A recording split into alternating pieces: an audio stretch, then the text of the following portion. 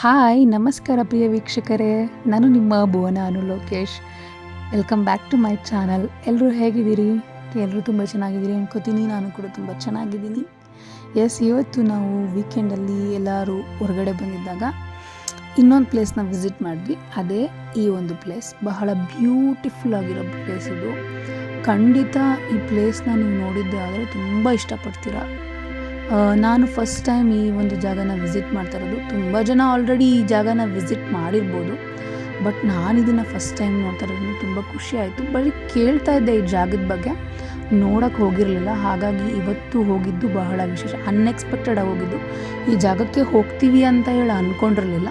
But ಈ ಜಾಗ ಹೋಗೋವಂಥ ಸಮಯ ಆಲ್ರೆಡಿ ನಮಗೆ ತುಂಬ ಲೇಟ್ ಆಗಿತ್ತು. ಒಂದು 5 ಗಂಟೆ ಆಗೋಗಿತ್ತು. ಅಲ್ಲಿ ಬಿಡಲ್ಲ ಅಂತ ಅಂದ್ಕೊಂಡು ಬೇರೆ ಗೇಟ್ ಹತ್ರ ಹೋಗಿ ಅಲ್ಲಿ ಬಿಡಲ್ಲ ಅಂತ ಹೇಳಿ ಬೇರೆ ಇನ್ನೊಂದು ಕಡೆ ಗೇಟಿಂದ ಬಂದು ಹಾಗೆ ಹತ್ಕೊಂಡು ಹೋದ್ವಿ. ಇದೇ ನೀವು ನೋಡ್ತಾ ಇರುವಂತಹ ಜಾಗ, ಬ್ಯೂಟಿಫುಲ್ ಆಗಿರೋ ಜಾಗ, ವಾಣಿ ವಿಲಾಸ ಸಾಗರ. ಈ ವಾಣಿ ವಿಲಾಸ ಸಾಗರನ ನೋಡೋಕ್ಕೆ ಅಂತ ಹೇಳಿ ನಾವೆಲ್ಲರೂ ಕೂಡ ಮೆಟ್ಲು ಹತ್ಕೊಂಡು ಬೇಗ ಹೋಗ್ತಾಯಿದ್ವಿ. ಯಾಕೆಂದರೆ ತುಂಬ ಲೇಟ್ ಆಗಿತ್ತು. ಹಾಗಾಗಿ ಇನ್ನೇನು ಕ್ಲೋಸ್ ಮಾಡ್ತಾರೆ, ಮೇಲೆ ಬಿಡೋದಿಲ್ಲ ಅಂತ ಹೇಳಿಬಿಟ್ಟು ಎಲ್ಲರೂ ಫಾಸ್ಟಾಗಿ ಹತ್ಕೊಂಡು ಹೋಗೋದಕ್ಕೆ ಇಲ್ಲಿ ಇನ್ನೊಂದು ಮೆಟ್ಲಿದೆ, ಅಲ್ಲಿಂದ ಹೋಗ್ತಾ ಇದ್ದೀವಿ. ಸೊ ಹೀಗೆ ಹೋಗುವಾಗ ಅಲ್ಲಿನ ವಿಶೇಷತೆಗಳನ್ನು ತಿಳ್ಕೊಳ್ಬೇಕು ಅನ್ನುವಂಥ ದೃಷ್ಟಿಯಿಂದ ಕೇಳಿದಾಗ ಇಲ್ಲಿ ನಿರ್ಮಿಸಿರುವಂತಹ ಡ್ಯಾಮ್ ಇದೆಯಲ್ಲ, ಈ ಡ್ಯಾಮ್ ಏನಿದೆ ಸಿಮೆಂಟ್ ಬಳಸ್ದಲೇ ಮಾಡಿರೋವಂಥದ್ದು.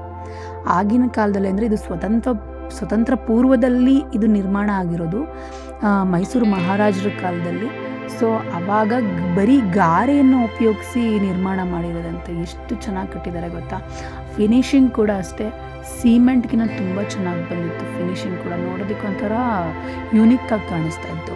ಹಾಗಾಗಿ ಒಂಥರ ಖುಷಿ ಆಗ್ತಾಯಿತ್ತು ಇದನ್ನು ನೋಡಿದಾಗ. ಈ ಥರದನ್ನೆಲ್ಲ ನಾವು ಉಳಿಸ್ಕೊಂಡು ಬಂದಿದ್ದೀವಲ್ಲ ಅನ್ನೋದಕ್ಕೋಸ್ಕರ. ಆ್ಯಂಡ್ ಇದರ ಇತಿಹಾಸ ಏನಪ್ಪ ಅನ್ನೋದಂದರೆ ಬಹಳ ಚೆನ್ನಾಗಿದೆ. ವಾಣಿ ವಿಲಾಸ ಸಾಗರ ಸ್ವತಂತ್ರ ಪೂರ್ವದಲ್ಲಿ ಮೈಸೂರು ಮಹಾರಾಜರು ವೇದಾವತಿ ನದಿಗೆ ಅಡ್ಡಲಾಗಿ ಕಟ್ಟಿರುವಂತಹದ್ದು ಈ ಒಂದು ಡ್ಯಾಮ್. ಈ ವಾಣಿ ವಿಲಾಸ ಸಾಗರ ರಾಜ್ಯದ ಅತ್ಯಂತ ಹಳೆಯ ಅಣೆಕಟ್ಟು. ಈ ಅಣೆಕಟ್ಟಿನ ವಾಸ್ತುಶಿಲ್ಪದ ಒಂದು ಸೊಗಸಾದಂತಹ ತುಣುಕನ್ನು ಈ ಒಂದು ಕಾಲಕ್ಕೆ ಇಂಜಿನಿಯರ್ಗಳಿಗೆ ಇದು ಅದ್ಭುತ ಅಂತಲೇ ಅನಿಸ್ಬೋದು. ಅಣೆಕಟ್ಟಿನ ಮಧ್ಯ ಏನು ಕರ್ನಾಟಕದ ಡೆಕ್ಕನ್ ಪ್ರದೇಶದ ಒಂದು ದೊಡ್ಡ ಪ್ರದೇಶದ ನೀರಾವರಿ ಮಾಡುವಂತಹ ಒಂದು ಪ್ರದೇಶ ಆಗಿದೆ. ಕರ್ನಾಟಕದ ಇದು ಡೆಕ್ಕನ್ ಪ್ರದೇಶ ಆಗಿದ್ದರೂ ಕೂಡ ಇಲ್ಲಿ ಒಂದು ಅಣೆಕಟ್ಟು ನೀರಾವರಿಯ ಯೋಜನೆ ಮಾಡಿರೋದ್ರಿಂದಾಗಿ ಬಲ ಎಡದಂತೆ ಈ ಕಾಲುವೆಗಳ ಮೂಲಕ ಹಿರಿಯೂರು ತಾಲೂಕಿನಲ್ಲಿ ಸುಮಾರು 100 ಕಿಲೋಮೀಟರ್ವರೆಗೂ, ಅದಕ್ಕಿಂತ ಹೆಚ್ಚು, ಈ ಒಂದು 100 ಕಿಲೋಮೀಟರ್ಗೂ ಹೆಚ್ಚು ಭೂಮಿಗೆ ನೀರುಣಿಸ್ತಾ ಇರುವಂತಹ ಒಂದು ಅಣೆಕಟ್ಟಾಗಿದೆ ವಾಣಿ ವಿಲಾಸ ಸಾಗರದ ಅಣೆಕಟ್ಟು. ಹಿರಿಯೂರು, ಹೊಸದುರ್ಗ, ಚಿತ್ರದುರ್ಗ ಮತ್ತು ಚಳ್ಳಕೆರೆ ಈ ಪ್ರದೇಶಗಳಿಗೆ ನೀರಿನ ಮೂಲ ಆಗಿರುವಂತಹದ್ದು ಈ ವಾಣಿ ವಿಲಾಸ ಸಾಗರದ ಅಣೆಕಟ್ಟಿನ ನೀರು. ಇನ್ನು ವೇದಾವತಿ ನದಿಯ ಈ ಒಂದು ವಾಣಿ ವಿಲಾಸ ಸಾಗರದ ಅಣೆಕಟ್ಟು ಸ್ವತಂತ್ರ ಪೂರ್ವದಲ್ಲಿ ಮೈಸೂರು ಮಹಾರಾಜರು ನಿರ್ಮಿಸಿದರು.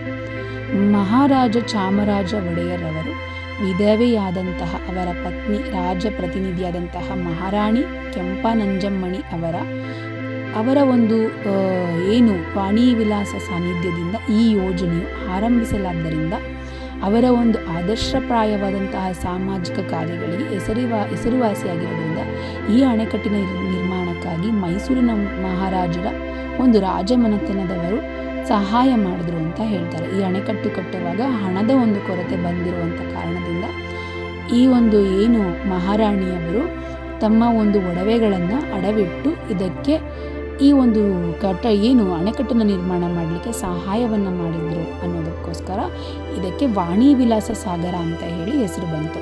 ಇದನ್ನು ಮಾರಿ ಕಣಿವೆಯ ನೀರಾವರಿಯ ಯೋಜನೆ ಅಂತಲೂ ಕೂಡ ಕರೀತಾರೆ. ಸರ್ ಮಾರ್ಕಬ್ಬನ್ ಮೈಸೂರಿನ ಬ್ರಿಟಿಷ್ ರೆಸಿಡೆಂಟ್ ಆಗಿದ್ದರು.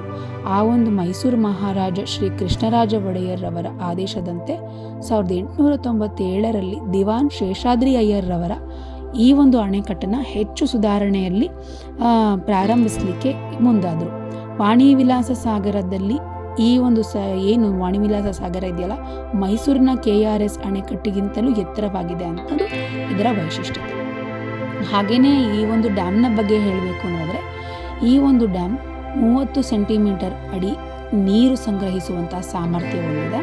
ಅಣೆಕಟ್ಟು 130 ಅಡಿ ಸಂಪೂರ್ಣ ಜಲಾಶಯದ ಮಟ್ಟವನ್ನು ಹೊಂದಿರುತ್ತದೆ. ಆದರೆ ಇದರ ನೀರು ಮಟ್ಟ 135 ಅಡಿಗಳವರೆಗೂ ಅಳೆಯಬಹುದಾದಂತಹದ್ದಾಗಿರುವುದರಿಂದ ಬಹಳಷ್ಟು ದೊಡ್ಡದಾದಂತಹ ಅಣೆಕಟ್ಟಾಗಿದೆ. ಇದು 1933ರಲ್ಲಿ ಮಾತ್ರ ಈ ಒಂದು ರೀತಿಯಾದಂಥ ತಲುಪಲು ಅಣೆಕಟ್ಟು 1932, 1934 ಈ ರೀತಿಯಾಗಿ ಹಲವಾರು ವರ್ಷಗಳಲ್ಲಿ ಇದರ ಒಂದು ಅಳತೆಯನ್ನು ದಾಟಿ ಮೀರಿ ಇದು ನೀರು ಸಂಗ್ರಹಣ ಆಗಿತ್ತು ಅಂತ ಹೇಳಲಾಗ್ತದೆ. ಏನು 3000 ಕ್ಯೂಸೆಕ್ಗಿಂತಲೂ ಹೆಚ್ಚು ನೀರು ಒಳಗೊಳ್ಳುವಂತಹ ಒಂದು ಅಣೆಕಟ್ಟಾಗಿದೆ ಇದು. ಬಹಳ ಹೆಚ್ಚಿನದಾಗಿ ಜನಕ್ಕೆ ಇದರ ಬಗ್ಗೆ ಇತಿಹಾಸ ಗೊತ್ತಿದೆ. ಆದರೂ ಕೂಡ ನನ್ನ ವಿಡಿಯೋ ಮುಖಾಂತರ ನಿಮಗೆಲ್ಲರಿಗೂ ತಿಳಿಸುವಂಥ ಪ್ರಯತ್ನವನ್ನು ಮಾಡಿದ್ದೀನಿ. ಈ ಒಂದು ಜಾಗ ಬಹಳ ಅದ್ಭುತವಾಗಿರುವಂಥದ್ದು. ಬಹಳ ಖುಷಿಯಾಯಿತು ಈ ಜಾಗವನ್ನು ನೋಡಿ. ಮೇಲಂತೂ ಅದ್ಭುತವಾಗಿದೆ. ಆ ಕಟ್ಟಡ ನಿರ್ಮಾಣ ಅಂತೂ ನೋಡಲಿಕ್ಕೆ ಇನ್ನೂ ಹೆಚ್ಚು ಖುಷಿಯಾಗುತ್ತೆ. ಹಾಗೆಯೇ ಇಲ್ಲಿ ಮಾರಿ ಕಣಿವೆ ಅನ್ನುವಂಥದ್ದು ಮಾರಮ್ಮನ ದೇವಸ್ಥಾನ ಇದೆ. ಈ ಒಂದು ದೇವಸ್ಥಾನದಲ್ಲಿರುವಂತಹ ಮಾರಿ ಅಮ್ಮ ಈ ಒಂದು ಅಣೆಕಟ್ಟನ್ನು ಸುರಕ್ಷಿತವಾಗಿ ಕಾಪಾಡ್ತಾ ಇದ್ದಾಳೆ ಅನ್ನುವಂತಹ ನಂಬಿಕೆ. ಹಾಗೆಯೇ ಒಂದು ಕಡೆಯಿಂದ ಈ ಡ್ಯಾಮ್ನ ನೋಡಿದ್ರೆ ಭಾರತದ ಭೂಪಟದ ರೀತಿಯಾಗಿ ಕಾಣ್ತದೆ ಅಂತ ಹೇಳ್ತಾರೆ. ಹೌದು, ಅದೇ ಈ ಒಂದು ಡ್ಯಾಮ್ನ ವಿಶೇಷತೆ ಆಗಿದೆ. ಹಾಗೆಯೇ ಆಗಲೇ ನಾನು ವಿಡಿಯೋದಲ್ಲಿ ತೋರಿಸಿದಾಗ 2 ಬೆಟ್ಟಗಳು ಕಾಣಿಸ್ತಲ್ಲ, ಆ 2 ಬೆಟ್ಟಗಳು ಈ ನೀರಿನ ಒಂದು ಹೊಡೆತವನ್ನು ಅಥವಾ ಏನು ನೀರಿನ ಒಂದು ರಭಸವನ್ನು ತಡೆದಿಟ್ಟಿದೆ ಅಂತಲೂ ಕೂಡ ಹೇಳ್ತಾರೆ. ಆ ಸಂಪೂರ್ಣವಾದಂತಹ ಪ್ರದೇಶವನ್ನು ಕಾಪಾಡ್ತಾ ಇರುವಂಥದ್ದು ಈ ಒಂದು ತಾಯಿ. ಹಾಗಾಗಿ ಈ ಮಾರಿಯಮ್ಮ ಇರುವಂತಹ ಸ್ಥಾನದಲ್ಲಿ ಕಟ್ಟಿರುವಂಥ ಈ ಅಣೆಕಟ್ಟನ್ನು ಮಾರಿ ಕಣಿವೆ ಅಂತಲೂ ಕೂಡ ಕರೀತಾರೆ. ಬಹಳ ವಿಶಿಷ್ಟವಾದಂಥ ಈ ಪ್ರದೇಶ. ಸೊ ಇಲ್ಲಿ ನೋಡಿಕೊಂಡು ಬಂದಿದ್ದು ಒಂದು ತುಂಬ ಖುಷಿ ಆಯಿತು. ನೀವು ಕೂಡ ಯಾರಾದರೂ ಹಿರಿಯೂರು ಕಡೆ ಹೋಗುವಂಥವ್ರಾದರೆ, ಚಿತ್ರದುರ್ಗ ಹಿರಿಯೂರು ಕಡೆ ಹೋಗೋದಾದರೆ ಈ ಒಂದು ಪ್ಲೇಸ್ನ ಖಂಡಿತವಾಗಿ ವಿಸಿಟ್ ಮಾಡಿ ಅಂತ ಹೇಳ್ತಾ, ಈ ಮೂಲಕವಾಗಿ ನನಗಂತೂ ಹೋಗಿ ಬಂದಿದ್ದು ತುಂಬ ಖುಷಿ ಆಯಿತು. ನೀವು ಕೂಡ ಆ ಕಡೆ ಹೋಗೋರು ಒಂದ್ಸತಿ ವಿಸಿಟ್ ಮಾಡಿ, ತುಂಬ ಚೆನ್ನಾಗಿದೆ.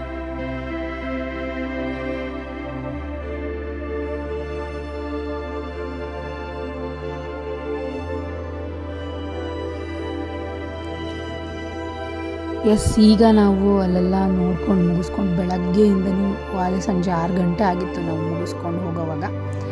ಖುಷಿ ಆಯಿತು ಅಲ್ಲೆಲ್ಲ ಪ್ಲೇಸ್ನೆಲ್ಲ ನೋಡಿಕೊಂಡು. ಹಾಗೆ ತಂಪಾಗಿ ಗಾಳಿ ಬೀಸ್ತಿತ್ತು.